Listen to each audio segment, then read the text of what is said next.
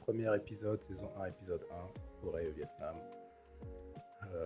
Avant le Vietnam, qu'est-ce qui s'est passé? Donc, j'ai mis mon appartement en location. Enfin, j'ai préparé la mise en location de mon appartement, plus précisément. Donc, il fallait que je nettoie un peu tout, que je règle, que je répare quelques petites choses qui étaient cassées. J'ai refait la peinture de la cuisine et des toilettes avec un de mes meilleurs amis. Merci à lui au passage. Il m'a été d'une grande aide et d'un soutien indéfectible, si je puis dire. Et ça a été assez intense. J'étais très nostalgique en faisant tout ça. C'est pas mal de souvenirs. Cet appartement, je m'y suis installé il y a 5 ans. C'était l'appartement dans lequel j'ai vécu après m'être séparé de la mère de mes enfants.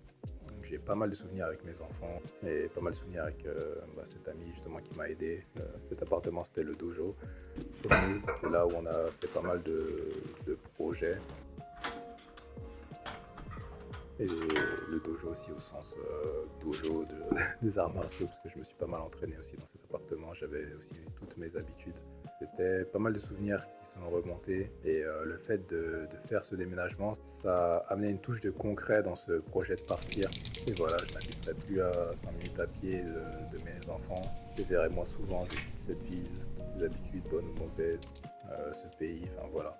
C'est énormément de choses qui sont passées dans mon esprit à ce moment-là. Et j'ai pris le temps de méditer là-dessus. Et voilà, c'est un chapitre qui se ferme et c'est un autre qui s'ouvre. Au niveau de la gestion locative, alors, j'ai appelé à peu près toutes les agences de la ville et des villes un peu à côté. J'étais un peu surpris de leur nonchalance et de leur non-souhait, si je puis dire, de s'occuper de mon appartement ou alors de venir faire une estimation. Tout s'est fait assez lentement, sachant que j'étais disponible à 100%. Au final, j'ai choisi l'agence la plus efficace au niveau de la communication et la plus ouverte au niveau de la négociation. Au-delà des chiffres, c'est un feeling que j'avais besoin, étant donné que je pars loin, j'avais besoin d'une communication qui soit claire. Les bails de bail, les bails de bail, les bails d'impôts, etc. Pas des notions qui sont forcément évidentes. Et il y a toujours des petites subtilités à comprendre. J'avais aussi parlé de la mise en location de mon appartement à mes proches, à mon cercle. Donc le but c'était de le mettre en location à 1400 €, sachant que j'ai un crédit immobilier à 750 €. Voilà, la différence m'aurait permis de vivre ici au Vietnam, sachant que le salaire moyen est d'environ 500 € ici. Bah, ça c'était le plan de base, ça s'est pas exactement passé comme ça et je vous expliquerai pourquoi par la suite. Donc j'ai fait tout ce rangement,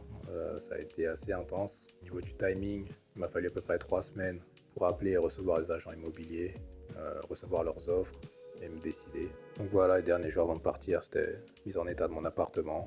Ça a fini la journée dans ma Clio chargée d'affaires que j'ai ramenées chez ma famille. Merci à ma famille qui me soutient pendant cette épopée, si je puis dire. Même si j'ai pas l'habitude de manger des fast-food comme ça.